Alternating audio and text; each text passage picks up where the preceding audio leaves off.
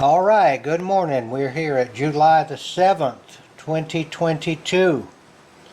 The big news in the news yesterday was that the Georgia Guidestones had been blown up. If you don't know what the Georgia Guidestones are, you need to look it up. I'll briefly say, it is a monument that is apparently was erected by the one world government type people, the cabal, the bad guys, the Satanists. Of course, this is my opinion. And it was erected back in the late 70s, I believe, and it's a granite monument, and the thing basically said they didn't want but 500 million people on the planet, or something like 9 out of 10 people have to go.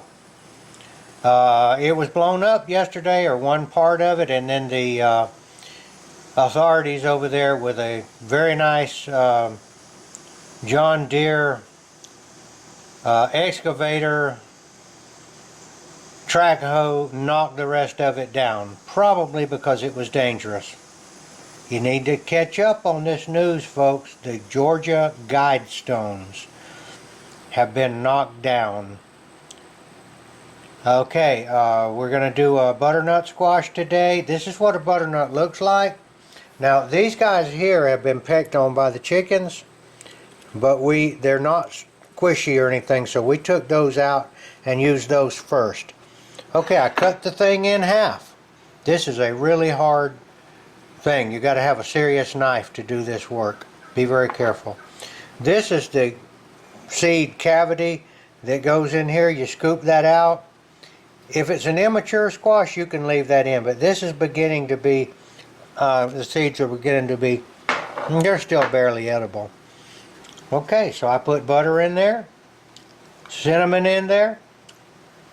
I'm going to slap it in the microwave for about 3 minutes and then check it for doneness. Second leg of this meal is over here in the microwave. This is some of the mustard greens that we put up the other day, on the 1 month ago, just about. Really mustard and turnip. I'm going to give it another 2 minutes to get it unthawed, and then we will look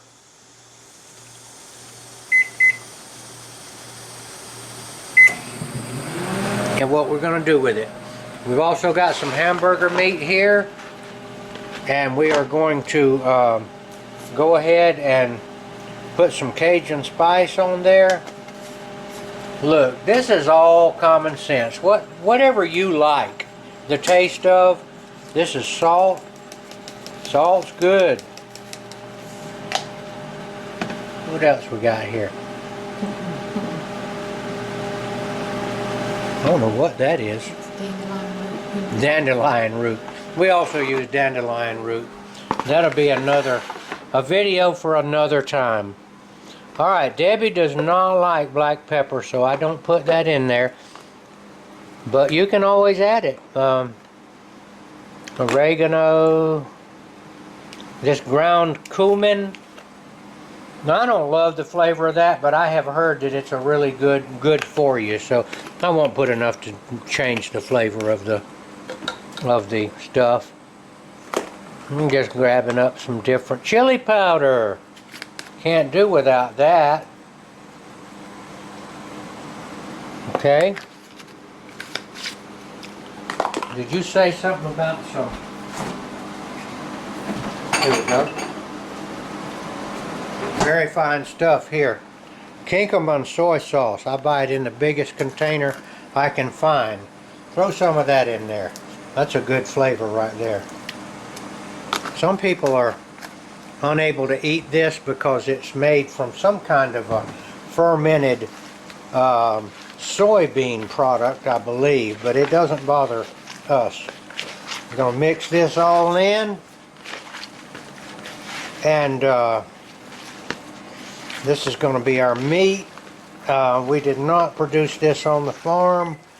We know a person that works at a plant that makes custom meat, and we got this from them. I'm gonna let you turn that on. I got grease on my hand. And we're gonna make some little hamburger patties. Have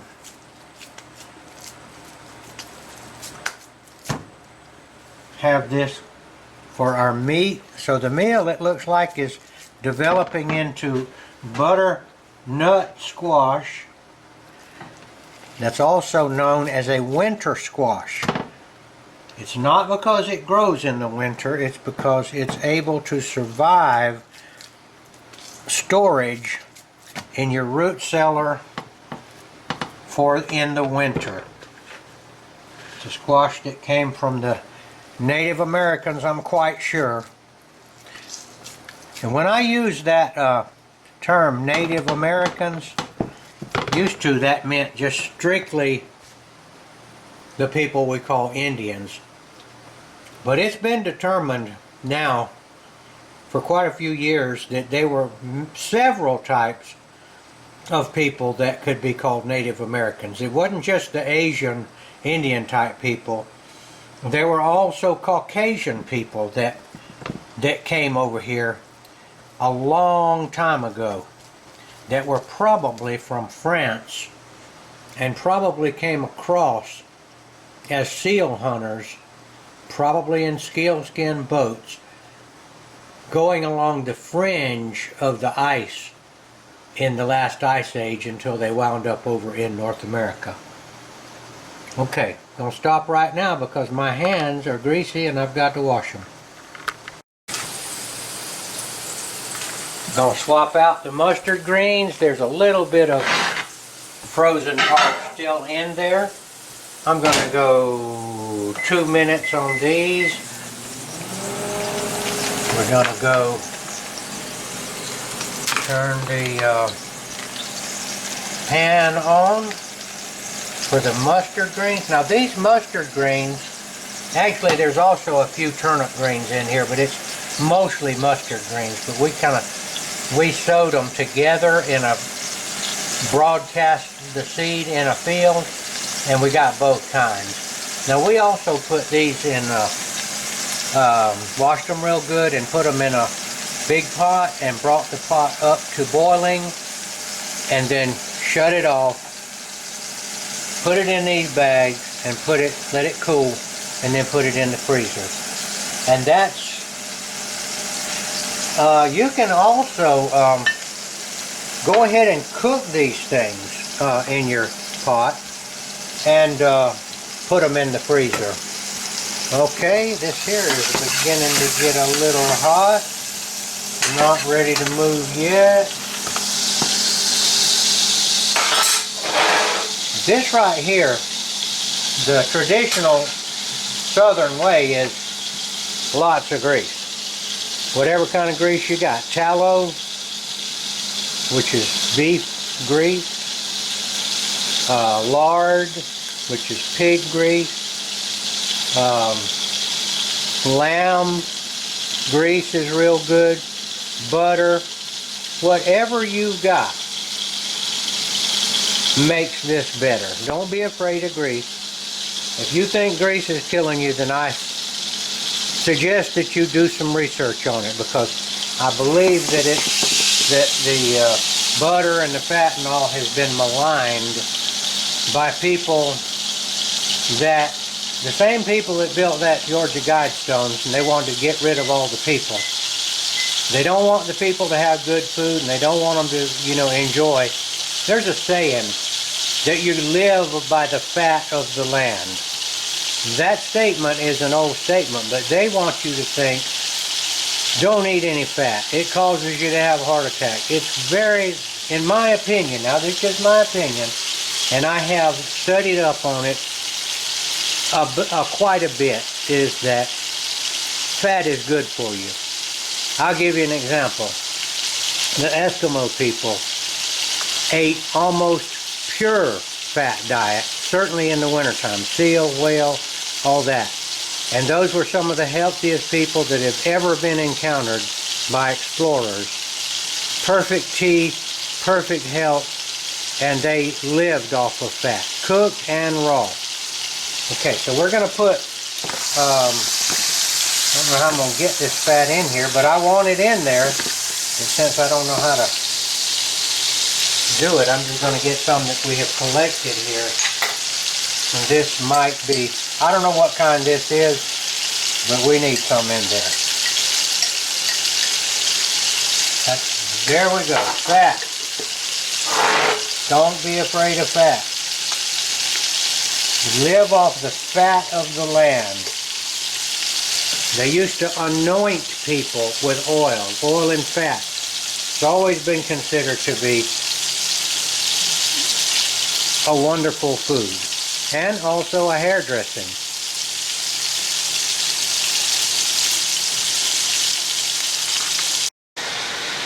All right, we have gotten this stuff out of the microwave and we're testing it for doneness.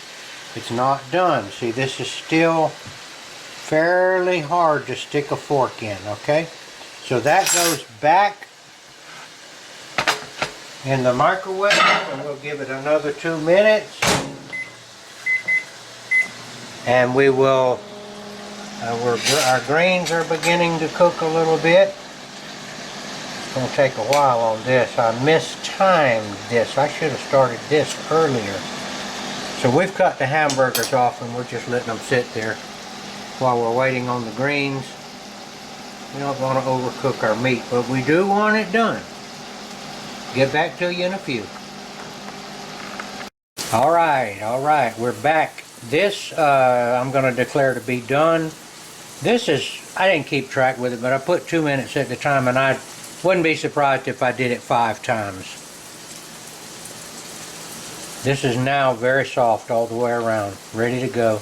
Moving over to the hamburgers. They're done. Over to the mustard greens. I think they're done. I did not add water to this. All I put was the different grease that I poured that hamburger grease in there too, and been cooking the water out of it. The greens has water in it from itself, and so this is not a soupy thing. This is a, I didn't put any salt, but we'll add that when we eat it. So this is our meal. Everything is turned off. We're fixing to go in there and eat it. I want you to check up on the Georgia Guidestones. Don't believe everything you hear. There's a lot of lies being told, and there's a lot of truth being told. Try to discern which is true and which is not. And if you can't tell, just tell the truth. I can't tell if this is true or not. We're hearing a lot of things these days. I do think that we are in a momentous biblical time period where the country is, we're trying to take the country back from the people that have infiltrated it and blackmailed the politicians and every other high official, including presidents. And God willing, we will get our country back within the next few years. And then, once again, if our republic is restored, if we can keep it. So I'll be signing off now.